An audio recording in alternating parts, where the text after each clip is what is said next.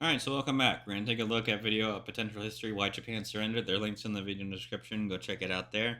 And we're going to find out, hopefully, my reasoning for why Japan surrendered was a combination of the bombs and the Soviets invading and going to kick all their asses. And they didn't want to be communist. And they were like, well, the Americans are better then, so. You ever heard of George Pickett? He was a general, perfume enthusiast, war criminal, and person in the wrong place at the wrong time, ordered to carry out the disastrous charge that would forever have his name attached to it at Gettysburg. Post-war, there was a fascination in the US over the defeat there.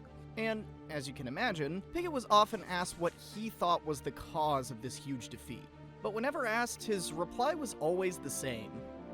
I think the Yankees had something to do with it. Yeah, and generally ordering a fucking frontal assault that shouldn't have happened could also be the reason why that happened.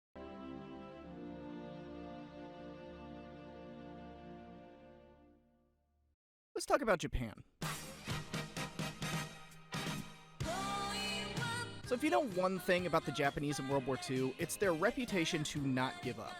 From the individual, to the unit, to the government, holding out and preferring death to giving up. So it's kind of weird they gave up, right? Like, really, you could make an argument Germany held out longer and more in line with the stereotypical Japanese warrior spirit than Japan itself did. Japan even got like a semi-conditional surrender and peacefully welcomed an occupation. Whereas Germany... So how did that... You know, he's actually not wrong about that. Because, let's put it this way. The home islands of Japan were never invaded. There was not an Allied soldier that landed on the home islands, the actual home islands. We're not talking about Sakhalin, because that's right now under Russian control. And always has been. Whether they want whether the Japanese like that or not is a different story. But Germany was invaded and still held on for quite a long time. A lot longer than people thought they would. So, yeah. And Japan got a conditional surrender. It wasn't unconditional. They got to keep their emperor. So, not exactly unconditional, let's put it that way. So how did that happen? And that question, for some reason, has become this huge point of debate recently. Well, more like a year ago, but this is when I'm getting to it. And it's very dumb because it's turned into this monocausal debate of the true cause of Japan's surrender. But here we go. Maybe Griffin from the Armchair Historian. Maybe he's the reason for that. I'm looking at you, Griffin. Maybe you started it. I'm just kidding. I love the Armchair Historian. He's a great dude. So there are two arguments. Most people believe that it was the dropping of the two atomic bombs that scared Japan into surrendering. That is this camp's be-all, end-all point, given that on August 6th, one was dropped, showing Japan that the US had the capability, with the second dropped on the 9th, confirming that it wasn't some kind of one-off thing, and inferring that it could literally be done until there was no one left. Or they gave up. Simple cause and effect.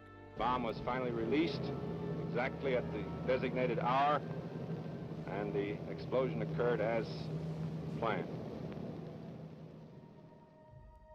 The other bit...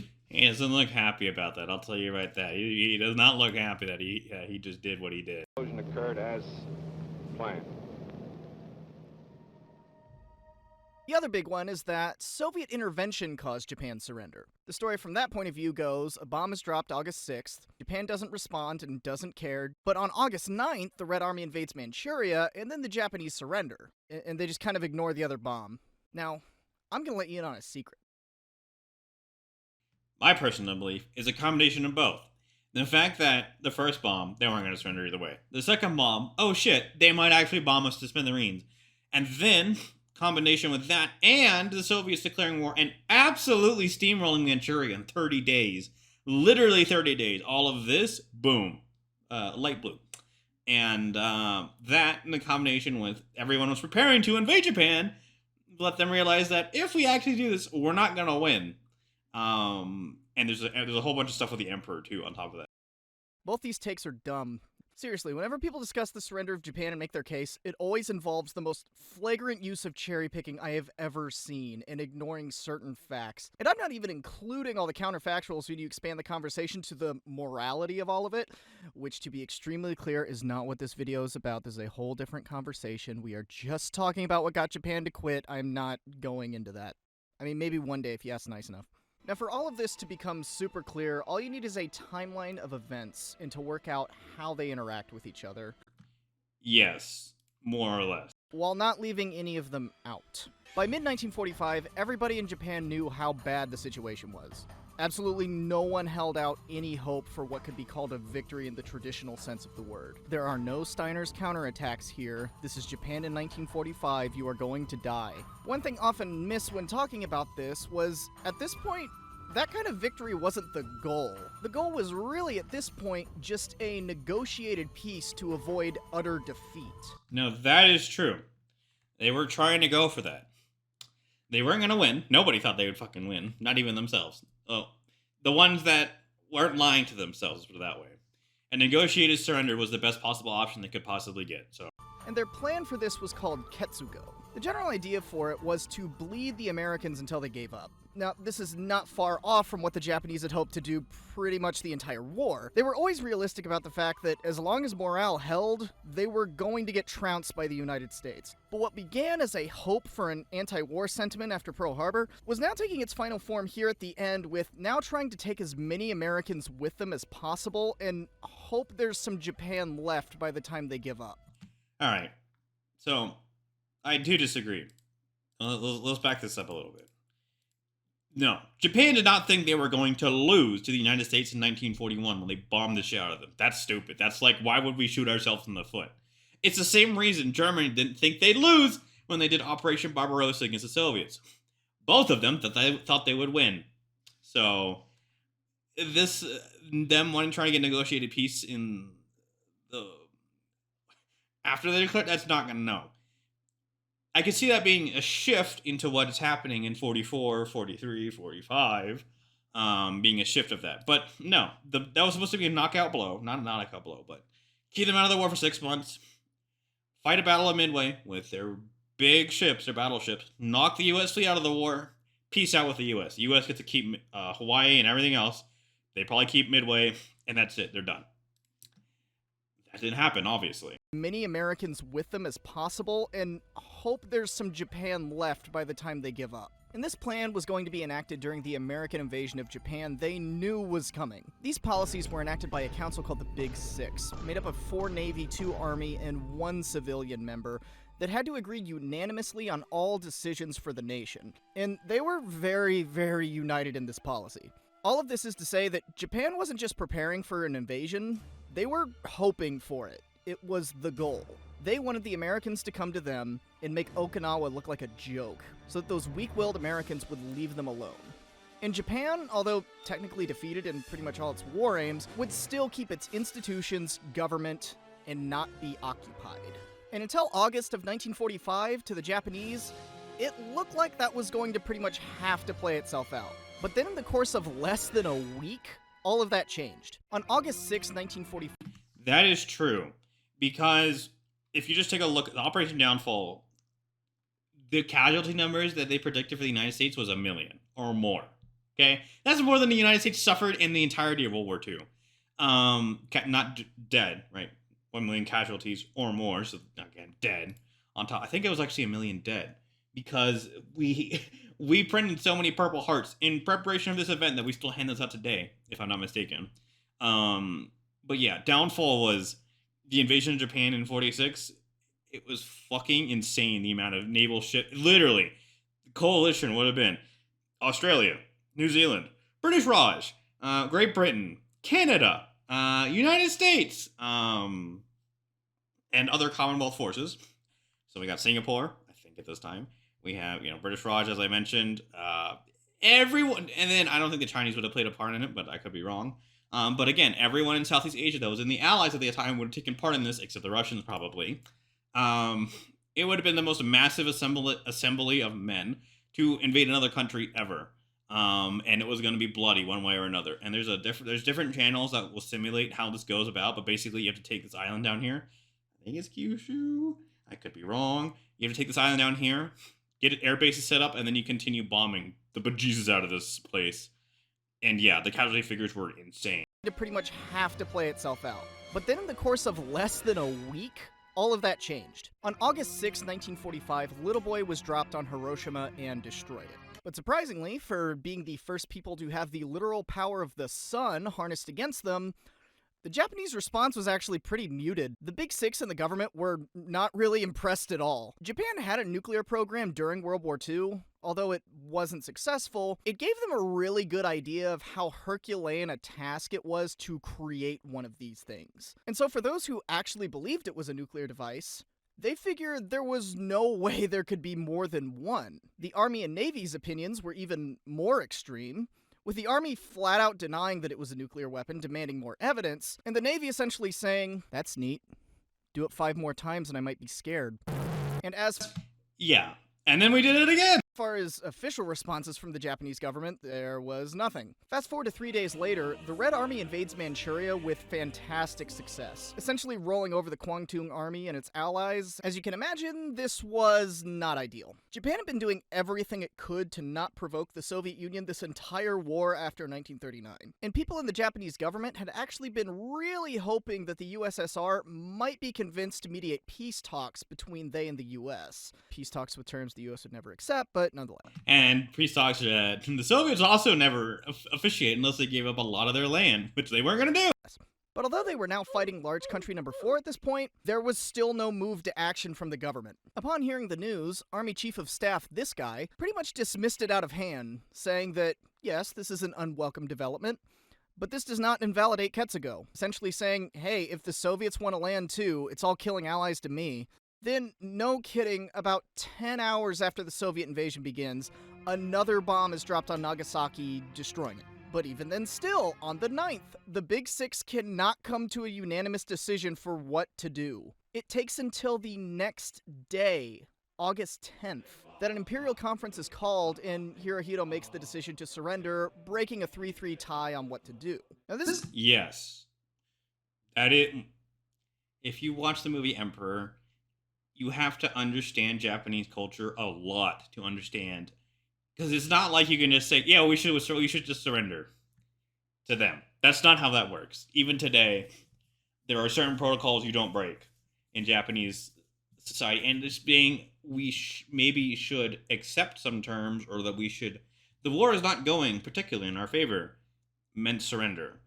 That's how, you have to understand the culture of Japan to understand that. is normally where the retelling ends, but this leaves the situation far from sorted, as maybe the government decided to surrender, but what about the army? Yeah, they didn't.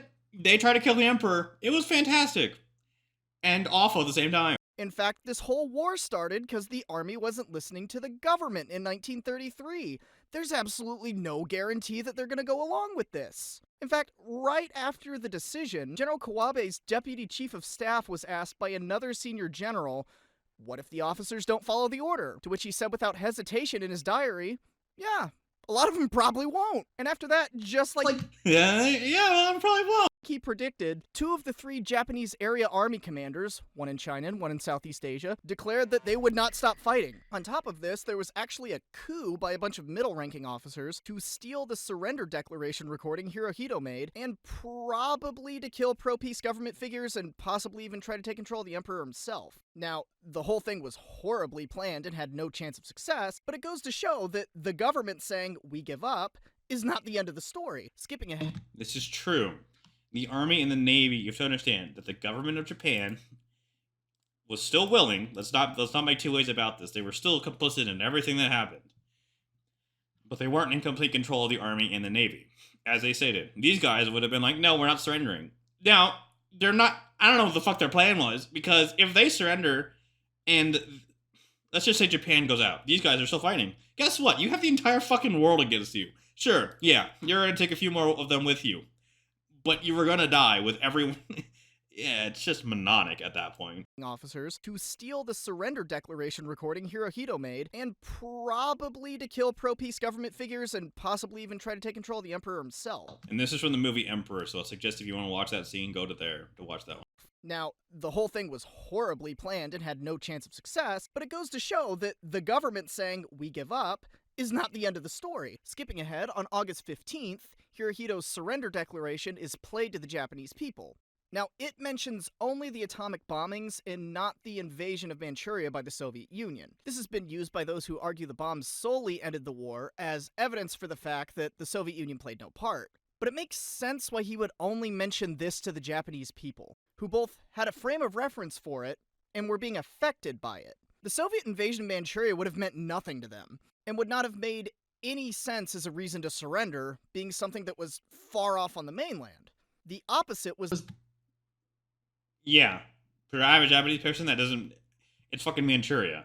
So what? Is basically what they would say. The case everywhere else, though. Although Japan had officially surrendered, the army just flat out refused to stop fighting the Soviets in many sectors. This, as you can imagine, would be a political nightmare, and could only go on for so long until your enemies just no longer believe that you're actually trying to surrender and start thinking that this was probably just some trick to buy time. So on August 17th, a shorter speech by Hirohito was given to call the military itself to surrender. And although the tone of both speeches are very similar, the call to action is over the Soviet intervention, with the bombs not being mentioned at all. But this also makes a lot of sense, because it is directed at people who aren't in Japan, and are bearing the brunt of fighting all these enemies abroad. To the individual commanders, hearing about Hiroshima and Nagasaki would have been an incredible non-issue given two things. One, cities have been destroyed before. This was another firebombing of Tokyo by a different name. They had to be thinking, we were fine with that when it happened.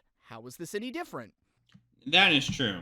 Again, different mindset. If field commanders in American units were told, hey, they just fucking nuked New York and LA, we would take that a little bit differently. But you have to think back that there had been firebombed cities. Tokyo had been fucking destroyed. And a lot of cities have been firebombed already, so like, what is the big difference? It's just a firebombing that's quicker. They had to be thinking, we were fine with that when it happened. How is this any different? And they also have no concept of what an atomic bomb even is. So the magnitude of the event was just lost on them. And two, Japan had already decided to fight this thing out till the end and rule over what was left. Since they were doing exactly that in the occupied territories, they 100% expected people to be doing that on the home islands. Mentioning the Soviet invasion implied that they couldn't really bleed the enemy to a stalemate anymore, with a whole nother country arrayed against them. That kind of line of thinking utterly invalidates Ketsugo, and was really the only thing that would convince them to lay down their arms. Basically, at this point, there's so much against us, this stalemate, or this forcing the enemy to give up, just isn't possible anymore. You really see all of this play out post-war in memoirs for both points of view. Generals abroad always say the surrender came from the Soviet intervention. Governmental figures, and those on the home islands, will say it was the bombs. And that gets to my point. There's no singular reason for Japan's surrender. In the course of 3 days, just 3 days, things went from a terrible situation with basically a national suicide pact to the sky falling, both figuratively and literally, depending on where you were. Now that is true. A combination of all these factors. You can't just be like, ah, yes, the bombs, or ah, yes, it was Manchuria. A combination of everything happened to them at the same time is what, leads to this, which I agree with him about. Pact to the sky falling, both figuratively and literally, depending on where you were. And even after that, there were still significant holdouts. History is the study of cause and effect, but I think that people often want to make that a lot cleaner than it actually is. No event takes place for a singular reason, especially one as messy as this. So if I had to say why the Japanese surrendered in 1945, I think the Allies had something to do with it. Which is a callback to General Pickett saying, I think the Union had something to do with it. So yeah, there you go. Yeah, I pretty much agree with him on his main point. The fact that Japan attacking them and they're not going to win is a little bit iffy on me, but hey. Other than that, hope you guys liked this video. Let me know your thoughts down there. The original link's in the video description. Go check it out. Otherwise, I'll see people later.